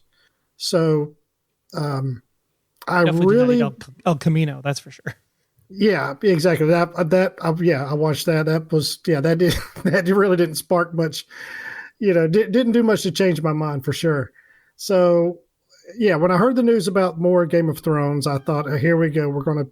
It's going to be watered down now. And that scares me because I am a fan, but even objectively speaking, compared to other stuff, it may be the greatest series of all time. Just from the complexity and the depth and everything that's been involved from day one all the way through the end. So, yeah, it's the first episode. I really didn't watch I didn't watch any of the trailers until recently. So I really didn't know what visually to expect. I was pleasantly surprised there. And with this first episode, I've got fairly positive hopes for it. It does feel like Game of Thrones. The vibe there is there. So they made sure to hit some points they usually like to do. They wanted to make sure that, hey, look, this is a violent world that we live in, and we see evidence of that. Also the power struggles. So in a way, it looks like, well, it's more of the same, but I'm ready for it. I'm ready for not knowing what the next episode is again, because I just finished a rewatch of Game of Thrones recently, and it's like, oh, okay, yeah, here we go. All right. How do you feel rewatching it, by the way? How did you feel rewatching it? Did you see the disdain that other people have? Or are you like, nah, it wasn't nearly as bad as people made it out to be? I completely, the last two seasons work. The last two seasons work. What I think a lot of people's issues probably stem from is the time. It's first of all, it's a week in those 6 weeks or 7 weeks in one season and another 6 weeks in the next one. And you're having to wait like a year in between or whatever it was, 6 months or a year in between those two seasons. Mm-hmm.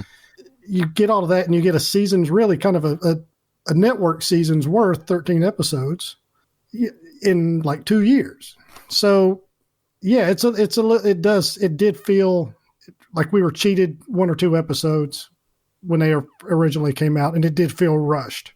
Rewatching it where you're just flipping to the next one, I didn't see any problems with it. None. Now, even when Danny snaps, that's everybody's number one complaint is when Danny snapped out of nowhere. I'm like, man, they painted that. They've been foreshadowing that for freaking seasons, multiple seasons. So that's not a surprise. If you're paying attention to the show, that's not a surprise. That's where this whole show has been heading, which is it's one of those things I've been laughing at. People are naming their dogs after her. They're I'm Team Danny and all this other stuff. And I'm like, y'all aren't watching the show.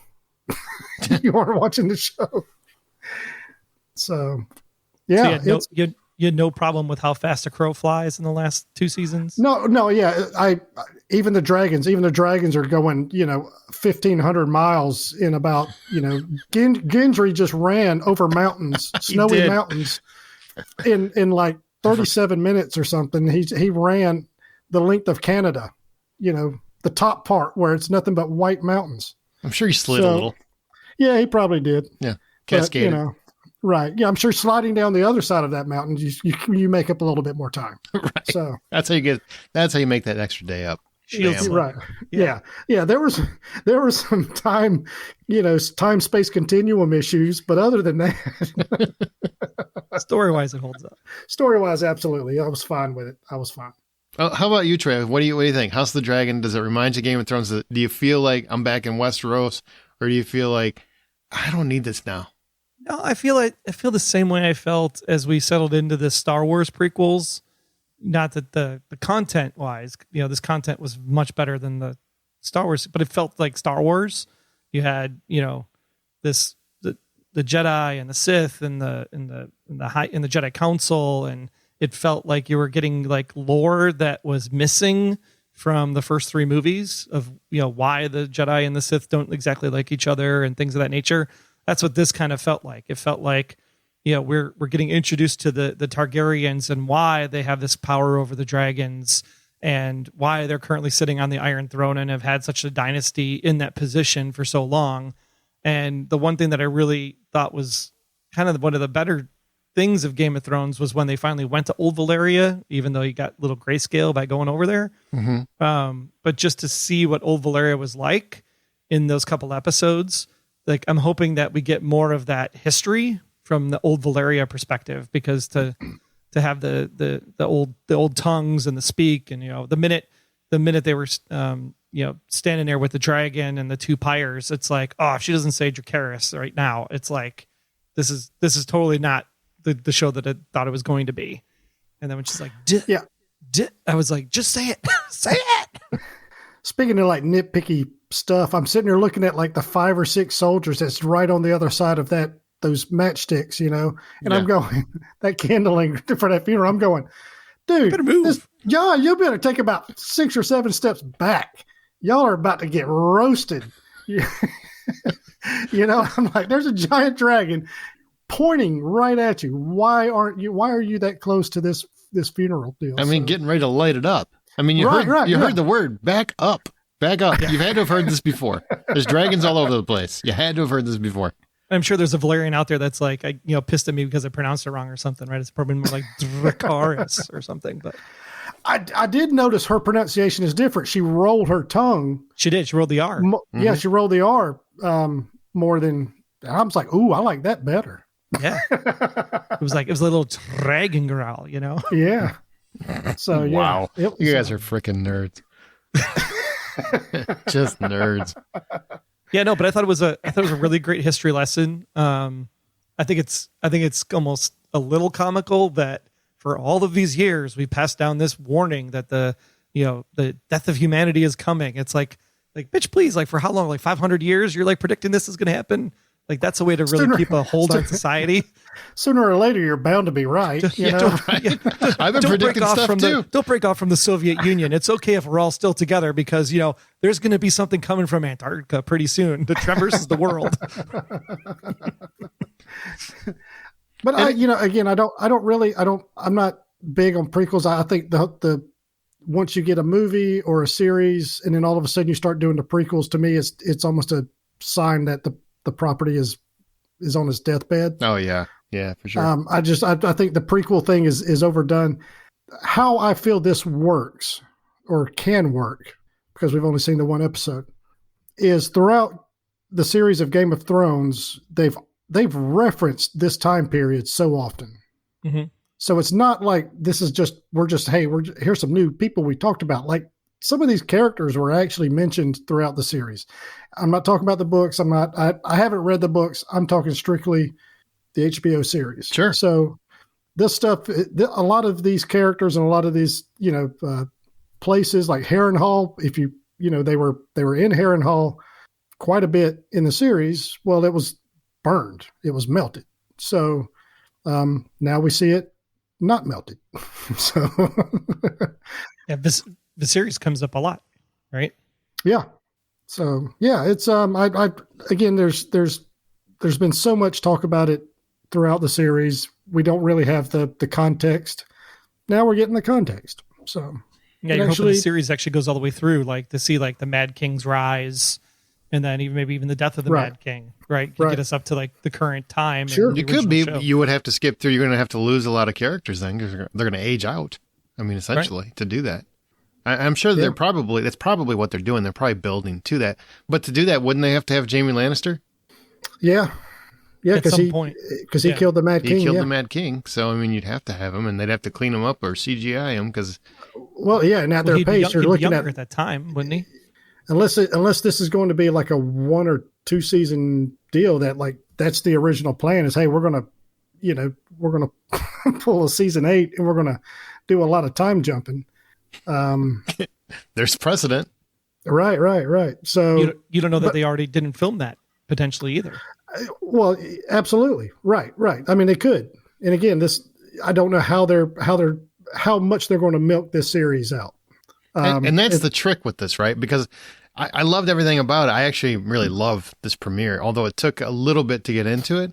But we all have the same concern, I guess, about the series as a whole. Is like, where would it end? Because we know how the story ends technically already. Yeah. Right. The Targaryens lose the throne. That's really. That's what they're really setting up in this first episode. Is they're setting up. This is how the Targaryens lost the Seven Kingdoms. Yeah, that's what the prologue is alluding to. The whole prologue. The whole the only thing that they can, the only reason that they would ever lose it is by their own self. The only thing that would bring the house down would be a Targaryen. Yeah. Yep. So, which then sets up the entire Game of Thrones, which is how does the Targaryen get back on the throne? Burn the whole King's Landing down. That's what we found out. That's what happens there. That's kind of how they do. That's just kind of how they do things. Which just shows you that Dany was really going to be twisted the entire time anyway. Yeah. What did you think about the whole prophecy thing when that came up? And I know a lot of people are talking about it. They're like, "Oh, well, you bitches knew about this the whole time, and you're not sharing that with anybody." And I'm assuming it stopped with the Mad King. He didn't get a chance to pass it down because he was mad or whatever, so nobody else knew about it.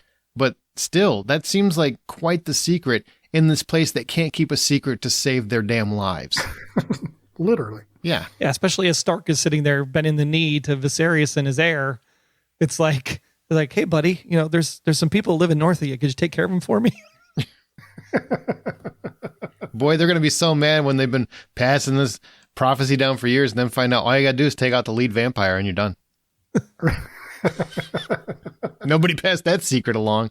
Get the top guy. But it was a really cool tie-in because when you see that the Targaryens are the ones that are passing this knowledge down, that it's actually the dragon glass that you needed in order to kill the giant vampire, to take them all down. So really, it's all about the Targaryens. The whole thing is about the Targaryens at the end of the day. And everybody else in the Seven Kingdoms is just kind of like their pawns in the entire. Well, this show's definitely all about the Targaryens. Right. I mean, the first series was more about the Starks, really. And this one, now we're going to the Targaryens. I would argue it was more about the Starks. So what do you think about the new characters? Anybody really stand out to you? I will say I am of the rare mindset that I don't love Matt Smith. I know people love him as Doctor Who. I just find him to be okay, but I really liked him here. So as Daemon, Prince Daemon.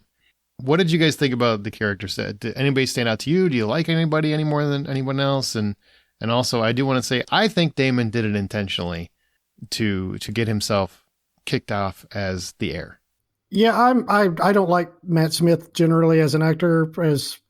Honestly, it's probably more from seeing his interviews. He weirds me out. I don't know what it is, and I've never been a big Doctor Who fan, so I never gave him much of a chance there. But the other stuff I have seen him in, I don't really have a fair, reasonable reason for not liking him. But this is the role he was made for so far out of one episode. I really like him as this really unlikable person. And I guess that allows me to, fairly channel my disdain for him. But this role fits him more than anything that I've ever seen him in. And I think that was brilliant casting. I was excited to see Graham McTavish. He's kind of the bald bearded guy, the big bald bearded guy. I don't know. He's been in a lot of stuff, just kind of background character type stuff, but I like him. And the girl that plays Rhaenyra is just striking. She's just like, she's on the screen. It's hard to take your eyes off of her. She really she's got some gravitas for being so I don't know young. how old she is. Yeah. She can't be that young. Millie Alcock is her name. Yeah. So they've got some, and Rhys Ifans, I've sat there for 20 minutes or 30 minutes before I could figure out who that was. And it finally, something about like his eyes or something. He looked at somebody from the side or something. It was like, oh, it's the lizard. It's the kicker from the, what was it? The Replacements, you know? Yeah. So, the crazy I didn't kicker. realize it was him either as Otto Hightower. I had no idea that was him. I had no idea. Yeah. So that was good. I like that guy. He's kind of a underused actor. So it was good to see him in that role. But yeah, those are a few of my favorites. Graham played Sir Harold Westerling. That was the character he played. He was kind of like her, Rhaenyra's kind of bodyguard. Yep. King, almost I don't know if it's what The is Hound. actual. It's the Hound. Kind of the Hound. Yeah. How about you, Troy? Rhaenyra's best friend that kind of tagged along with her. I thought she was really interesting. And then when she comes to see Otto at one time, does she not? And then that's when they send her to the king's chambers, and you're just like, oh, where is this going to go? Because you know what? Oh, I know where Otto that was going to go. suggesting. You didn't know where that was going to go? I knew that. Well, was we know gonna what go. Otto was suggesting, but then when it Hey, doesn't he happen needs that a little comfort, and you know what I'm saying? Go comfort him. yeah, Get a baby. Get a baby in the oven. put on your mama's dress, make it look pretty. That's the Game of Thrones I know right there, where it's like, Right. go get pregnant, because then I got an heir on my side. Right. But yeah, I thought she was really well done. Corlys was an interesting character. I wish to see more of him, because it seemed like he was kind of like, well, I kind of like this, and like, well, it's like there was that whole argument about you were just like putting up this person for the thing, and like now you're putting up this person for the thing. So Corlys reminds me of oh my gosh, the bald Varys. Yeah, from the From Game of original Thrones. series. Yep. Yeah. Oh, and Rhaenys, I think you're thinking of the wrong name. Alicent Hightower is Hightower's daughter. Rhaenys is actually the one that's married to Lord Corlys. She's the queen that almost was, or that never was, or whatever it was. Oh, okay. Yeah. Rhaenys, was the one that was up against Viserys. It was Right. passed over for Passed over. Viserys. Right. Which is hard because it sounds like Rhaenyra, who is the daughter of Viserys, Yeah. Yeah. Oh, and Alicent is the best friend. See, I'll tell you what, this is the one thing I learned about the first series, Game of Thrones. It took me about 4 seasons to understand what everybody's name was. And lots of subtitles. How they related to each other on the map. Exactly. Literally the only show I can stand to have the subtitles on at all times. I'm like, you know what? I don't want to have to rethink this so hard. So here you go. Boom. Because I try to do it as like, it's kind of when I'm so manly, I ain't gonna go to subtitles. I can hear it. I can listen. Nope, I'm stupid. Nope. Put the subtitles on. I need help. No, you're listening to made up words in a foreign accent, talking about foreign places and creatures that don't exist. So, yeah, it's almost mandatory. In the dark. While the score is playing behind it, and and Damon's stealing a dragon. Right. Yeah, you got to have. It's almost mandatory. Yeah, it was critical too in this scene when they're pledging their allegiance, right, to Viserys in the air at the end, because you're like, okay, oh, there's Winterfell, and oh, there's the Vale, here's Old Town, and you're just kind of seeing like who are the players on the map, because I'm sure they'll come into play at some point in the series. Hey, speaking of reflecting back on the original series, this show gets right to the point. Like it just gets going, right? You've got the opening and then the prologue, and then you have the House of the Dragon logo, and then boom, we're back in it. No Game of Thrones intro music. Does that bother you? If they do not do that in future episodes, will that bother you? Well, yeah, that's what I was going to say. It's the first season. It's they usually have kind of a cold open whenever you have a series premiere type of stuff. A lot of times you don't have the title, whatever. The full credits, the full intro. credits, yeah. Right. So I mean, it'll be interesting. You know, I thought about it. It'll be interesting if they keep the same type of intro or if they do something different that's similar. They've got some of the greatest creative people in the business working there, so I'm sure they'll come up with something. But I don't need it. I mean, that saves 2 minutes that you can put more product up on the screen. So if they don't do it, I'm fine. If they do, I'm very curious to see what they do with it. Yeah, we had that discussion over in the Hollywood Outsider Facebook group about credit sequences and if they were needed or not needed. And quite frankly, it's like, unless the credit like my comment was that unless the credit sequence changes where I'm looking for something different in the credits every week, it's like, you don't need that credit sequence. Flash the logo, get on with it. Let's go. Like I said, 2 minutes saved. Although this would be a big departure for HBO because HBO usually has large credit sequences in most of their shows. So to deviate from that would be an interesting step. With Game of Thrones, for a while, the opening credits was a good perspective of where it really put into perspective where everything was located. And just, okay, we're going from Winterfell to King's Landing doesn't sound that bad, but it's like something like 1,000 miles or 1,100 miles or something like that.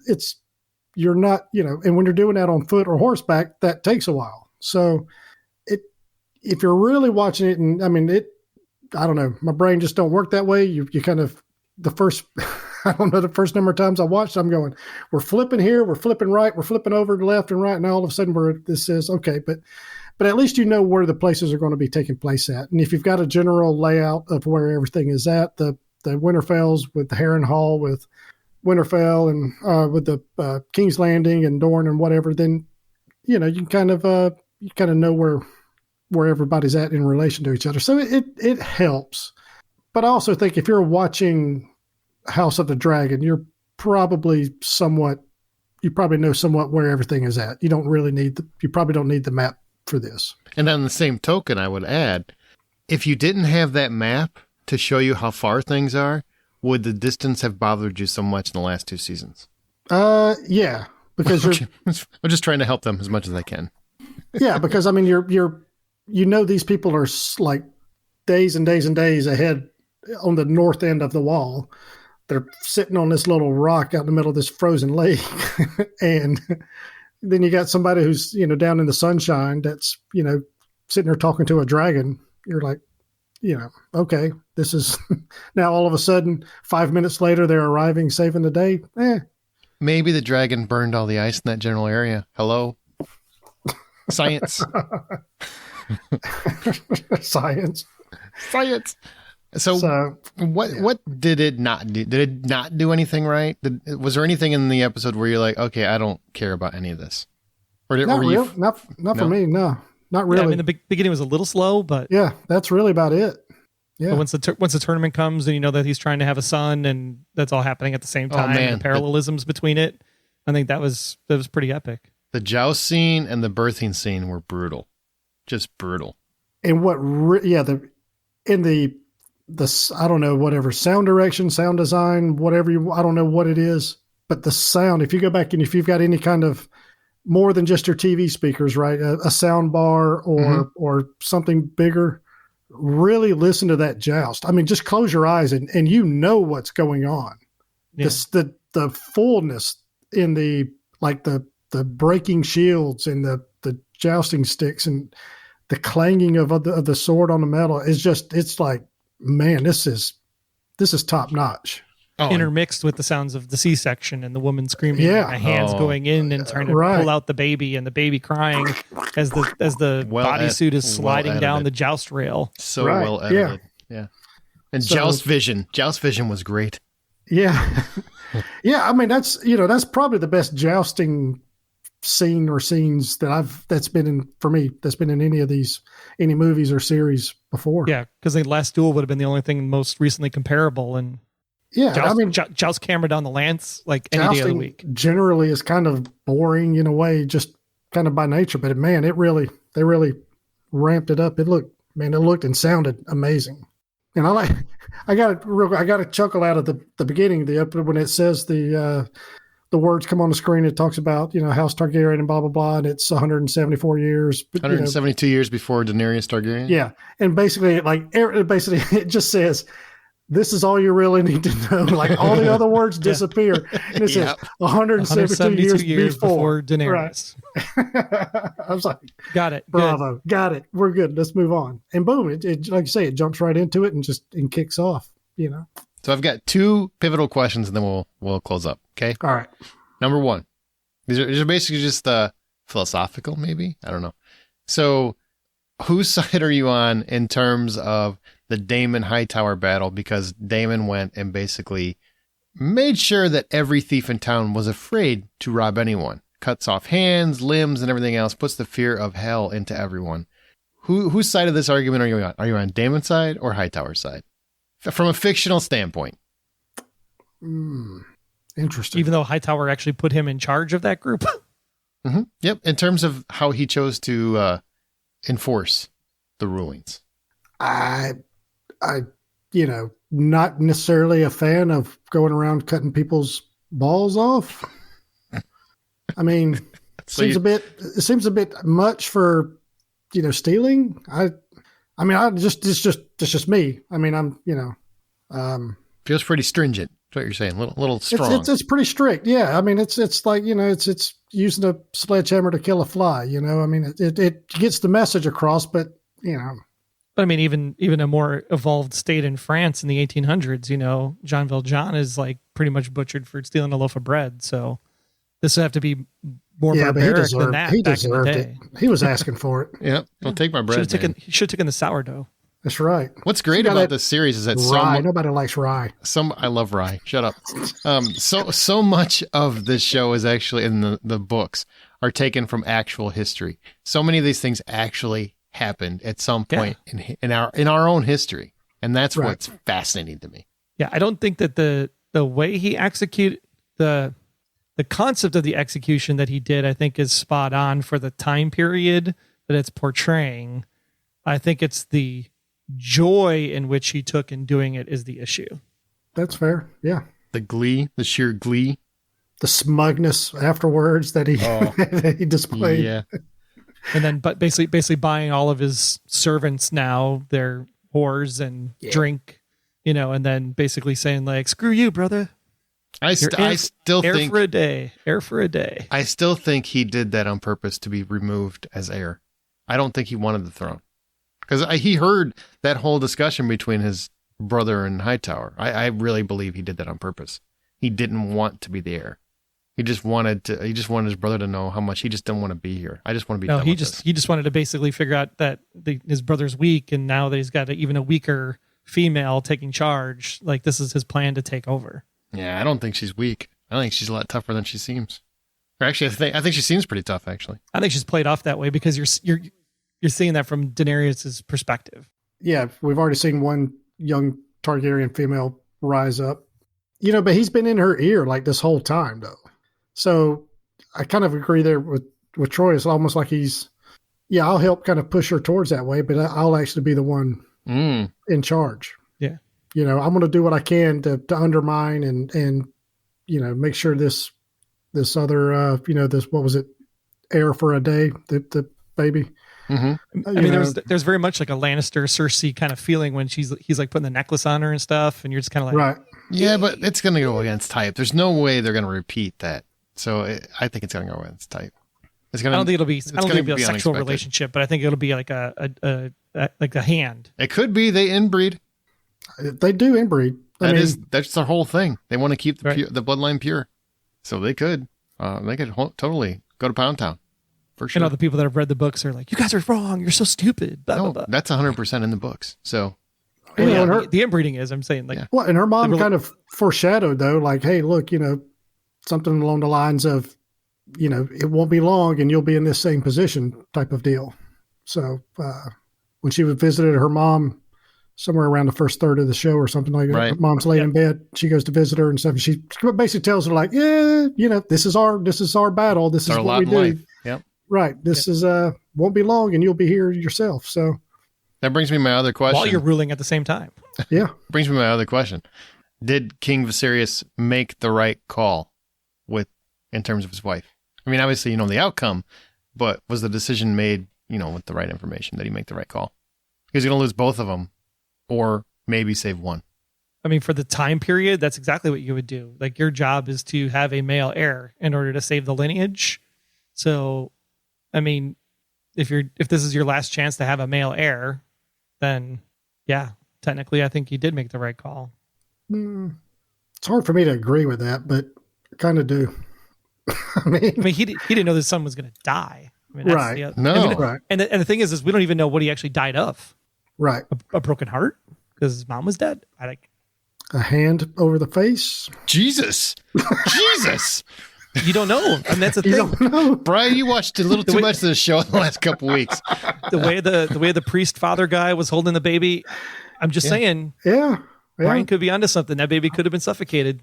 Yeah. Oh, we'll get a flashback and we'll see there's, I mean, look, again, Damon, who knows what that guy's capable of. He's just went around cutting balls off dudes. So, and heads. And heads. Severing heads, hands, balls, the whole kit and bottle. It came out just fine. It was crying just fine. And then all of a sudden, it was dead. No, it was sputtering a little bit. Go back and rewatch it. The baby was not crying just fine. Because because it does that when you got an adult hand over its nose and mouth. Jeez. I gotta go rewatch it to see where the hand is exactly now. Damn it. Yeah. Jeez. All right. I think that does. Anything else you guys want to say? Is there anything you're looking forward to from the show? I mean, you just want to see it play out. The dragon to people airtime split was perfect in this. More dragons. I'm fine with the ratio as it was with this episode. I don't need it just solely about their air support, an Air Force movie, basically. There's 10 of them. I want to see a scene where 10 dragons are in the same scene, though. I really do. Yeah. Because they said something to the effect of how many they have. They have 10. 10 are around or something like that. 10, yeah. Gotcha. So they're all wiped out within 172 years. People are dumb. We do dumb stuff. Yes. Or the dragons fought each other because maybe Targaryens start fighting. Like you said, that's the only way that it can be destroyed. You're following and leading and listening to at the time. Yeah. So I want to see a dragon war in the sky. Are you kidding me? Yeah, like the Battle of Blackwater, but with dragons in the sky. Exactly. I'm down. I'm in. Yeah, I don't have any expectations. There's nothing I want to see this. I want to see that. I really, this is the first time I think I'm a little bit excited in a long time here that I don't know what's coming, and I'm thankful for that. Yeah, it's like you were saying, the prequels might be overdone, but it's kind of the same thing with Lord of the Rings starting in a week and a half. Yeah. We've heard about this stuff for so long. Right. To visually see it and experience it, I think is just going to be a joy. I agree. Yep. I still think why these two didn't break apart their release patterns more makes no sense to me. Why is the Rings of Power, the Lord of the Rings series coming out so close to House of the Dragon? One of you should have moved just for pure principle. Share it. Yeah. I mean, just share it. Oh, look, work with each other on it. This is something, I mean, y'all could, you could own fantasy for the absolutely. Sci-fi would be like, yeah. Oh, well, we'll see what happens. I want to know which one's more popular. Huge franchises, and Amazon has a lot more stake in theirs than HBO does. Amazon has a lot of people that didn't even know that they own this channel that will probably now be turning it on for the first time. Yeah. All I know is there was a lot of positive hype around Wheel of Time before it came out. Well, that was the CGI fault. CGI was terrible. That CGI was pretty terrible. All I know was... You want your time back? I started to watch it, and then it was just like bad thing after bad thing after bad thing. Then I started something else, and then all the, just nothing positive. And it got renewed again for the season 3 or whatever. I thought I saw. Wow. Okay. So the good news is if Amazon's going to put money behind a bad thing, you know how much money they're going to put behind a good thing. Something good. Yeah. There you go. Just make more Jack Reacher. That's really all I need from them. Just get that done. Well, you're going to get it because Lord of the Rings will bring it. We are out. Make sure you check out House of the Dragon if you have not. If you've already been spoiled to shit if you got it this far and you haven't seen it yet. That's wild. But it's worth the watch. It's definitely nice to be back in Westeros. So thanks everybody for watching. Thank you, Brian, for being here. Yeah, man, my pleasure. But if they're listening to this before they watch it, this might help them enjoy the show more. It's true. The episode more. They'll have a little bit of perspective. They don't, they don't really know oh, geez, cutting balls off. Oh, there's the ball shot. All right, good deal. There's dragons. There's Damon. Now I know these names are starting to, maybe it helps like the names match the characters easier than it might have done for us. It could. And don't go to IMDb because you will be ruined. I promise you. Yes. Yeah. Because stay away from there. The stuff isn't a book. So the whole wiki is out there. Just ask a question in the thread, the House of the Dragon thread. Hey, who is this guy? Have I seen this guy before? Where have I seen this girl there you before? Go. Play it safe. Do that. Be safe. Do that. And there is an official HBO sponsored podcast for this as well. That was actually is there? Yeah. I didn't know that though. That I'll probably listen to if it's an official one. The hoe got passed over. I know. I was waiting for the call, and I guess once you left, they said no. Yeah. Troy's trying to get the names right. Troy's been working really hard to get these names right. So HBO, we were here. I only got them right the first time around because I watched it in 2 weeks to get ready for season 7. So it was kind of like drilled in after 60 hours. I said Daenerys wrong for years. I think I still do. Really. That was Daenerys. Whatever. We're out of here. So everybody, remember the next time you go to a theater or sit at home comfortably on your couch, buy popcorn.